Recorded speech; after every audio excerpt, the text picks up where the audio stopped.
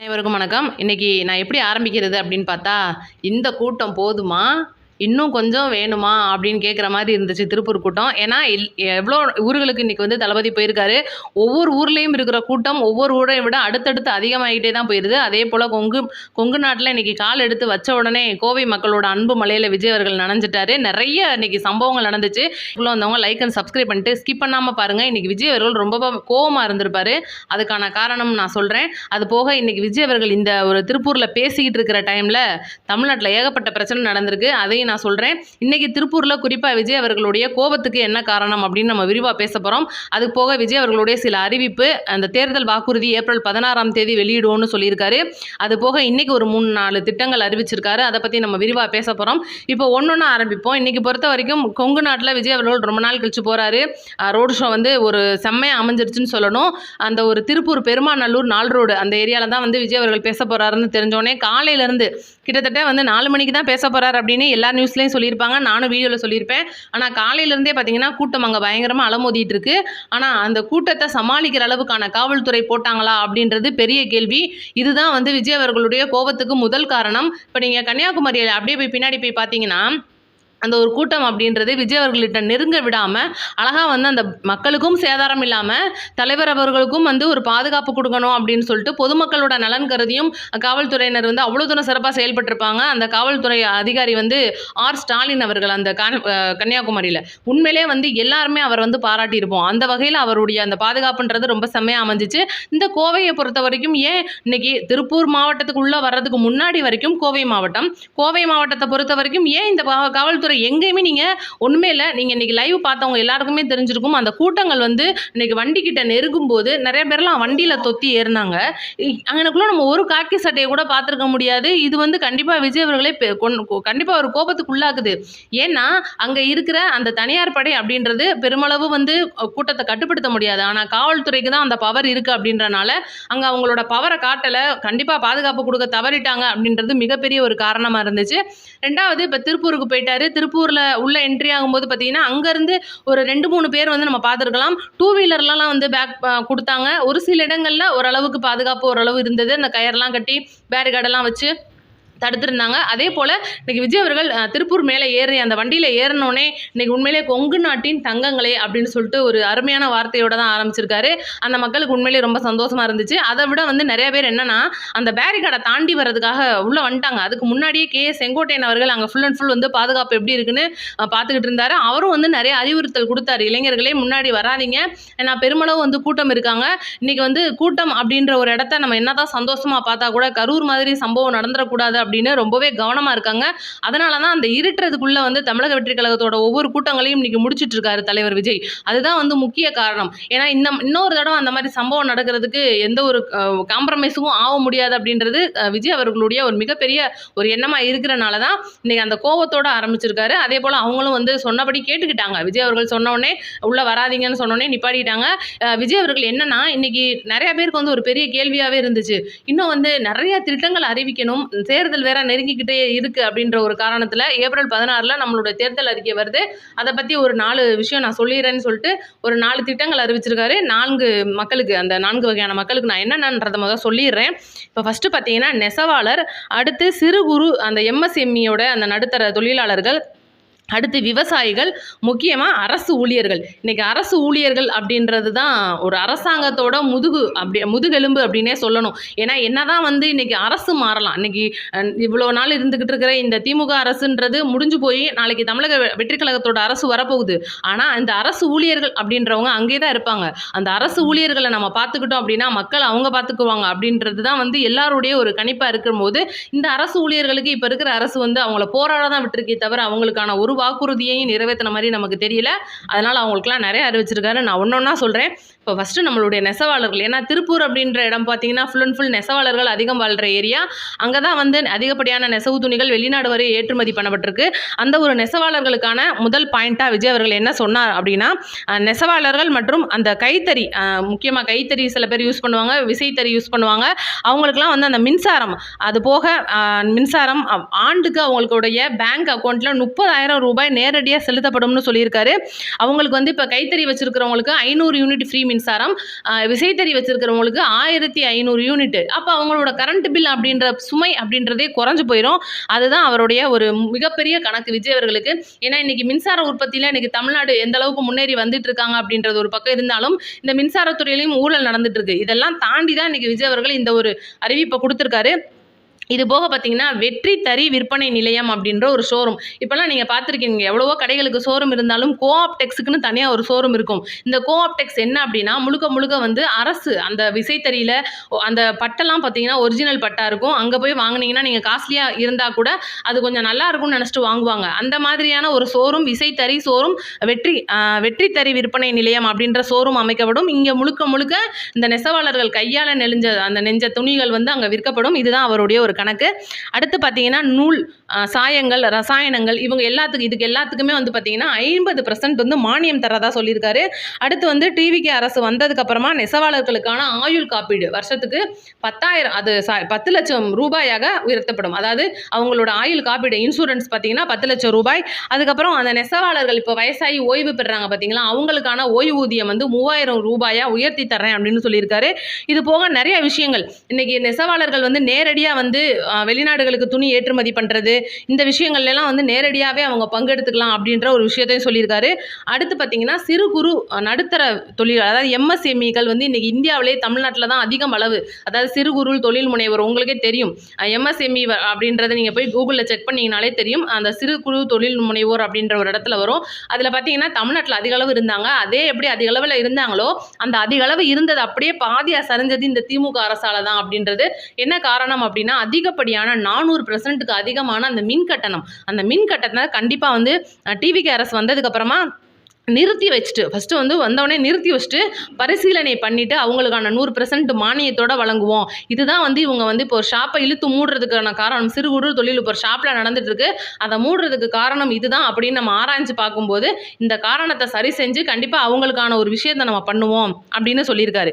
இந்த ஒரு விஷயம். ரெண்டாவது பார்த்தீங்கன்னா நெருக்கடியில் இருக்கிற 1,50,000 கோடி, அதாவது 15,000 கோடி ரூபாயில் இந்த நிதி நிலையில் இந்த நெருக்கடியில் இருந்துட்டு இருக்கிறது நம்ம டிவிகே அரசு வந்ததுக்கு அப்புறம் இதை முழுசா வந்து நம்ம மாற்றி அமைக்க போறோம் அப்படின்னு சொல்லியிருக்காரு. இவ்வளோ நிறைய விஷயங்கள். அது போக 100% வந்து மின்சார வரி விலக்கு அதாவது விதிவிலக்கு அதாவது 100% வந்து மின்சாரம் அந்த எம்எஸ்எம்இகளுக்கான விதிவிலக்கு கொடுக்குறோம் அப்படின்னு சொல்லியிருக்காங்க. இதுக்கப்புறம் பார்த்தீங்கன்னா ஒரு சிறு குறு தொழில் முனைவோர் வந்து இன்னைக்கு வெளிநாடுகளுக்கு ஏற்றுமதி பண்ணுறாங்க அப்படின்னா 35% நேரடி மூலதன பொருள். இப்போ அவங்க ஏதோ ஒரு ஜாமா விற்கிறாங்க, அதுக்கான மூலப்பொருள் வந்து இப்போ நேரடியாக வாங்குறாங்க அப்படின்னா அது வேற யாரோ வாங்கி கமிஷன் அடிப்படையில் தான் விற்பாங்க. ஆனால் அப்படி கிடையாது. முழுக்க பார்த்தீங்கன்னா நேரடியாகவே அவங்க வந்து விற்கலாம், வாங்கலாம். அந்த ஒரு இது அவங்களுக்கான அந்த கமிஷன் அப்படின்றது குறைக்கப்படும். இதுதான் அதோட முக்கியமான விஷயம். அடுத்து பார்த்தீங்கன்னா விவசாயிகளுக்கு இன்னைக்கு தமிழ்நாட்டின் முதுகெலும்பாக இருக்கிற விவசாயிகள் தான் நமக்கு சோறு போடுறாங்கன்னு சொல்லிட்டு நிறையவே விஜய் அவர்கள் நிறைய விவசாயிகளுக்கு அறிவிச்சுட்டு தான் இருக்காரு.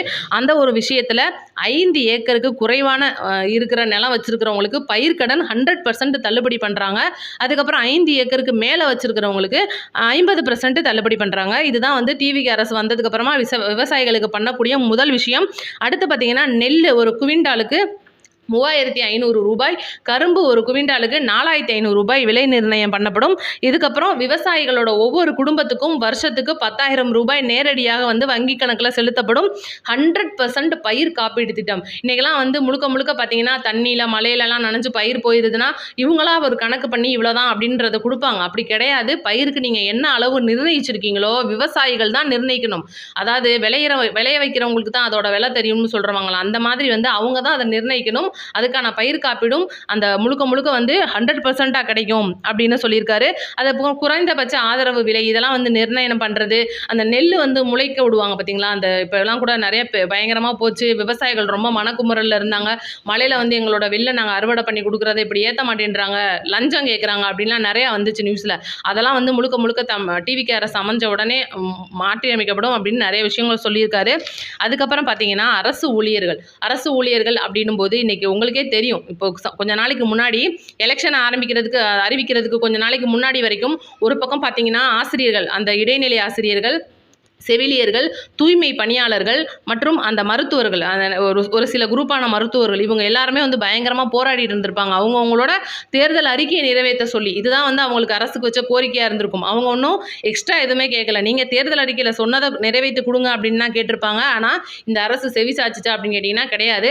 அதனால விஜய் அவர்கள் என்ன சொன்னாருன்னா, பழைய ஓய்வூதிய திட்டம், இதுக்கு முன்னாடி இருந்த பழைய ஓய்வூதிய திட்டம் நிறுத்தி வைக்கிறனால தான் அவங்களுக்கு பெரிய இழப்பா இருந்துச்சு. கண்டிப்பா டிவிகே அரசு வந்த உடனே அதை கண்டிப்பா கனிவுடன் பரிசீலித்து அந்த பழைய ஓய்வூதிய திட்டத்தை அறிவிப்போம் அப்படின்னு சொல்லியிருக்காரு. அடுத்து பார்த்தீங்கன்னா, அரசு ஊழியர்கள் மற்றும் செவிலியர்கள், மருத்துவர்கள் அவங்களுடைய அந்த பணி நிரந்தரத்துக்காக போராடுறது முழுக்க முழுக்க குறைக்கப்படும். அவங்களுக்கான பணி நிரந்தரம் அவங்களுடைய அந்த படிப்பின் அடிப்படையில் நிரந்தரம் செய்யப்படும் அப்படின்னு சொல்லியிருக்காரு. இப்போ பார்த்தீங்கன்னா, ஒருத்தர் அரசு பணி வாங்குறதுக்காகவோ இல்லை ஆசிரியர் ஆகிறதுக்காகவோ மருத்துவர் ஆகிறதுக்காகவோ சின்ன குடும்பத்திலேருந்து ஏழை குடும்பத்திலேருந்து வந்தாங்கன்னா லஞ்சம் கொடுக்குற ஒரு சூழ்நிலை வரும். அதெல்லாம் முற்றிலும் தவிர்த்துட்டு முழுக்க முழுக்க வந்து வெளிப்படைத்தன்மையில் அவங்களுடைய பணி நிரந்தரம், அவங்களுக்கு அந்த ஏற்ற படிப்புக்கு தகுந்த அந்த பணி நிரந்தரம் அப்படின்றது செய்யப்படும்னு சொல்லியிருக்காரு. அடுத்து பார்த்தீங்கன்னா, ரொம்பவே முக்கியமாக காவலர்கள். இன்னைக்கு காவலர்கள் அப்படின்போது அடிப்படை காவலர்களான கான்ஸ்டபிள்ஸ் அவங்களோட அடிப்படை சம்பளமான பார்த்தீங்கன்னா 18,200 ரூபாயிலிருந்து 25,000 ரூபாயா உயர்த்தி தரப்படும்னு சொல்லியிருக்காரு. அதுக்கப்புறம் பார்த்தீங்கன்னா, இப்போ மன அழுத்தத்தில் இருக்கிற சில வேலைகள் இன்னைக்கு பார்த்தீங்கன்னா, காவலர் பணிகள்லேயே வந்து அதிக மன அழுத்தம், நிறையா பேர் வந்து தற்கொலைலாம் பண்ணிக்கிறாங்க. மூத்த அதிகாரிகளோட வந்து அவங்களோட மன அழுத்தம் கொடுக்குற வேலை, அவங்க வந்து அதிகமாக வந்து பணிச்சுமை கொடுக்குறாங்க. இந்த மாதிரி சம்பவங்கள் நிறையாவே நடந்துட்டு இருக்கு. அந்த ஒரு மன அழுத்தத்தை குறைக்கிற விதமா அவங்க வந்து இப்போ மன அழுத்தம் நிறைந்த ஒரு செயலை செய்கிறாங்க. உதாரணத்துக்கு பார்த்தீங்கன்னா, ஏதோ ஒரு சம்பவம் நடந்துருது, அங்கே வந்து ஏதோ மக்களுக்கு ஏதோ ஒன்று ஆகுது, அவங்க போய் நிற்க வேண்டி வருதுன்னா அவங்களுக்கு கண்டிப்பாக மன அழுத்தம் ஏற்படும். அந்த மன அழுத்தத்தை குறைக்கிற விதமாக அவங்களுக்கு பார்த்தீங்கன்னா மாதம் வந்து 1000 ரூபாய் வந்து ஒவ்வொரு மாதமும் இன்க்ரீஸ் பண்ணிகிட்டே போவோம்னு சொல்லியிருக்காங்க. அதுக்கப்புறம் அந்த மனச்சுமையை குறைக்கிறதுக்கு வாரம் ஒரு முறை லீவு மாதிரி சுழற்சி முறையில் அவங்களுக்கு கொடுப்போம் அப்படின்னு சொல்லியிருக்காங்க. அதுக்கப்புறம் பார்த்தீங்கன்னா, அவங்களுடைய சலவை படி வந்து 500 ரூபாயிலேருந்து 1000 ரூபாயா உயர்த்தி தருவோம்னு சொல்லியிருக்காங்க. இது போக காவலர்களுக்காகவே தனிப்படையாக வந்து ஒரு மருத்துவமனை மதுரை, திருச்சி, சேலம், சென்னை மற்றும் கோவை இந்த மாதிரி பெரிய பெரிய மாவட்டங்களில் காவலர்களுக்கான ஒரு தனி மருத்துவமனை. ரொம்பவே முக்கியமாக பெண் காவலர்கள் இன்னைக்கு வந்து எங்கேயோ ஒரு இடத்துல ஏதோ இப்போ விஜய் அவர்களுடைய கூட்டமே எடுத்துக்கோங்களேன், எங்கேயோ வந்து கூட்டம் நடக்குது, அது போக அரசு விழாக்கள் நடக்குது, எங்கேயோ ஒரு இடத்துல ஒரு பந்தோபஸ்து கொடுக்கணும், ஏதோ போராடுறாங்க, ஏதோ ஒரு விஷயத்துக்காக இன்றைக்கி பெண் காவலர்களை அங்கே நிறுத்தணும் அப்படின்னா பெண்களுக்கான அந்த டாய்லெட் அப்படின்ற வசதியே இல்லாமல் இருக்குது. அதனால் அந்த நடமாடும் டாய்லெட் யூனிட்ஸ் அதிக அளவில் வந்து கொடுக்க போகிறோம் அப்படின்னு சொல்லியிருக்காரு. அது போக வந்து பெண் காவலர்கள் வந்து ஓய்வு எடுக்கிறதுக்கான தனித்தனி ஒரு அறைகள் வந்து உருவாக்கப்படும் அப்படின்னு சொல்லியிருக்காங்க. கண்டிப்பாக பெண் காவலர்களுக்கு இதெல்லாம் வந்து தேவை. இன்றைக்கி நம்மளை வந்து பெண்களை வந்து அதிகமாக காப்பாற்ற போகிறது அவங்க தான். ஏன்னா அவங்க தான் வந்து இன்றைக்கி ராப்பகலாக முழிச்சிருந்து நம்மளை பார்க்குறாங்க. அது போக ஈவினிங் டைமில் அதிக அளவில் வந்து பெண்களுக்கான அந்த காவலர் நிலையங்களில் அவங்கள உட்கார வைக்கக்கூடாது அப்படின்ற ஒரு சட்டமெல்லாம் இருந்தாலும் கூட ஒரு சில இடங்கள்ல அவங்க வேலை பார்த்துட்டு தான் இருக்காங்க. அதெல்லாம் வந்து முற்றிலும் குறைக்கணும். அவங்களோட அந்த பணிச்சுமையை குறைக்கிறதுக்காக இவ்வளோ விஷயங்கள் வந்து விஜய் அவர்கள் பண்ணுறதா சொல்லியிருக்காரு. கண்டிப்பாக இது வந்து காவலர்களுக்கு வந்து ஒரு வரவேற்கிற விஷயமா தான் இருக்குது. இந்த மாதிரி ஏகப்பட்ட விஷயங்கள் வந்து இன்றைக்கி விஜய் அவர்கள் அடுத்து வரப்போகிற 16ஆம் தேதி வந்து தேர்தல் அறிக்கையில் கொடுக்குறதா இருக்காரு. இப்போதைக்கு இந்த விஷயங்கள் அறிவிச்சிருக்காரு. அறிவிச்சதுக்கப்புறமா கிளம்பி இருக்கும்போது இப்போ நான் சொன்னேன் பார்த்தீங்களா, முதல்ல ஆரம்பத்தில் இன்றைக்கி பல்வேறு விஷயங்கள் நடந்திருக்கு அப்படின்னு. என்னென்னா, கும்பகோணத்தில் பார்த்தீங்கன்னா, திமுகவினர் வந்து ஓட்டு கேட்க போகும்போது மக்களுக்கு டோக்கன் வழங்குறது, பணப்பட்டுவாடா பண்ணுறதுல ஈடுபட்டுக்கிட்டு இருந்திருக்காங்க. இது தமிழக வெற்றி கழகத்தினர் பார்த்துட்டு சும்மா இருக்காமல் பயங்கரமாக வந்து கூச்சலிட்டு அங்கே காவலர்கள்லாம் கூப்பிட்டு கம்ப்ளைண்ட் பண்ணுற அளவுக்கு போன உடனே திமுக காரங்க வந்து பயங்கரமாக தமிழக வெற்றி கழகத்தினர் தாக்கியிருக்காங்க. இது வந்து இந்த சம்பவம் நடந்திருக்கு. இது விஜய் அவர்களுக்கு பிரச்சாரத்துக்கு வந்துகிட்டு இருக்கும்போதே வந்து நியூஸ் போயிருக்கு. அதனால தான் விஜய் அவர்கள் ரொம்பவே கோபமாக இருந்த விஷயம் அதுதான் நடந்திருக்கு. இது போக நிறைய சம்பவங்கள் இன்றைக்கி தமிழ்நாட்டை சுற்றி நடந்துட்டு இருக்கு. அது போக முக்கியமான விஷயமா காரைக்குடி தொகுதியில் நடந்திருக்கு. இப்போ பார்த்தீங்கன்னா, தபால் ஓட்டுன்னு சொல்லிட்டு வயசானவங்களுக்குலாம் ஆரம்பிச்சிட்டாங்க. அந்த தபால் ஓட்டில் வந்து ஒரு வயசானவங்க எங்களுக்கு டிவிகேயில் ஓட்டு போடணும், விசில் சின்னத்துக்கு ஓட்டு போடணும்னு சொல்லும்போது காங்கிரஸ் நிர்வாகிகள் வந்து சில பேர் வந்து அந்த பூத் கமிட்டியில் இருக்கிறவங்க மாற்றி ஓட்டை போட்டு விட்டு அவங்க காங்கிரஸுக்கு போட்டிருக்காங்க. இது பெரிய விஷயமா நடந்திருக்கு. டிகே பிரபு அவர்களுடைய தொகுதியில் இருந்து நடந்தனால இது பெரிய விஷயமா. இப்போ ஒரு தொகுதியில் இந்த மாதிரி நடந்துச்சுன்னா அப்போ எத்தனை தொகுதியில் இந்த மாதிரி ஏமாற்றி வேலை பண்ணியிருக்காங்க அப்படின்னு சொல்லிட்டு பெரிய ஒரு கேள்விக்குறியாக போயிட்டு இருக்கு. அந்த விஷயமும் விஜய் அவர்களுடைய காதில் எட்டி இருக்கு. அடுத்து பார்த்தீங்கன்னா, 3வது விஷயமா நடந்திருக்கிறது, பூலுவப்பட்டி அப்படின்ற ஏரியாவில் இன்றைக்கி பெரிய ஒரு ரோடு ஷோ நடத்துகிறதா இருந்திருந்தாங்க. திருப்பூர்லேருந்து போகிற வழி அதுதான். ஆனால் அதிகப்படியான கூட்டத்தில் இந்த ரோடு ஷோவை விஜய் அவர்கள் ரத்து பண்ணியிருக்காரு. ஏன்னா இன்றைக்கி முக்கியமான விஷயமா நான் ஏற்கனவே இருந்துலேருந்து சொல்கிறது அதுதான். 6 மணியை தாண்டிடுச்சுன்னா கண்டிப்பாக தீய சக்தி தன்னுடைய வேலையை காட்ட ஆரம்பிச்சிரும் அப்படின்றது தான் உண்மை. அதுவும் கோவை தெற்கில் இருந்தெல்லாம் பயங்கர எதிர்ப்பு சக்தி நம்ம பக்கம் வந்து அலையாக வீசிட்டு இருக்கு. அப்படின்றனால மக்களோட நலன் கருதி தான் விஜய் அவர்கள் இந்த முடிவெல்லாம் எடுத்திருக்கிறதா தகவல் வந்துட்டு இருக்கு. அடுத்தடுத்து வந்து நிறைய தகவல் வந்து தரதா இருக்காரு. அது போக அந்த தேர்தல் அறிக்கை அப்படின்றத நிறைய பேர் வந்து கேட்டுட்டே இருக்கீங்க. வயசானவங்க, முதியவங்களுக்குலாம் இல்லை அப்படின்னு ஒவ்வொன்றும் கொடுக்குறதா இருக்காங்க. நிறைய திட்டங்கள் இருக்குது. இன்றைக்கி ஒட்டுமொத்த தமிழகத்தோட பார்வையுமே இந்த ஒரு அறிவிப்புகள், இதுக்கு முன்னாடி கன்னியாகுமரியில் அறிவிச்ச அந்த ஏஐ செயற்கை தொழில்நுட்ப நுண்ணறிவு, இந்த மாதிரி நிறைய விஷயங்கள் வந்து இன்றைக்கி தமிழ்நாட்டே வந்து ஒரு வெளிநாடு அளவுக்கு மாத்திரதா வந்து விஜய் அவர்களோட அறிக்கை அமைஞ்சிட்டு இருக்கனால கண்டிப்பாக எல்லா அரசியல்வாதிகளுக்கும் அடிவயத்தில் புளியை கரைச்சிட்டு தான் இருக்குது அப்படின்னு சொல்லணும். இதில் ரொம்பவே முக்கியமாக இன்றைக்கி விஜய் அவர்கள் வந்து மக்களை பார்க்க வராரு, இவ்வளோ திட்டங்கள் அறிவிக்கிறாருன்றதை தாண்டி முழுக்க முழுக்க மக்களின் பாதுகாப்பை தான் அவர் இடத்துல கருதிக்கிட்டு இருக்காரு. அதுதான் ரொம்ப முக்கியம். அதனால் நம்மளும் வந்து இப்போ வர்றாங்க, வண்டி வர்றாங்கன்னா முன்னாடி போய் நின்று வழியை மறிக்காமல் அடுத்த மக்கள் பார்க்கணுமேனு வழி விட்டு ஒதுங்கி நின்றாலே போதும். அடுத்த எல்லா ஏரியாக்களுக்கும் விஜய் அவர்கள் போகிறதுக்கு எசவாக இருக்கும் அப்படின்றது நம்மளுடைய ஒரு பெரிய கருத்து. உங்களோட கருத்தையும் மறக்காமல் கமெண்ட்டில் சொல்லிட்டு போயிருங்க. அடுத்து நம்ம சேனலை லைக் அண்ட் சப்ஸ்கிரைப் பண்ணிட்டு உங்களோட நம்ம சேனலை 4 பேருக்கு ஷேர் பண்ணி விடுங்க. குரூப் ஏதாவது வச்சுருந்தீங்கன்னா. நன்றி, வணக்கம்.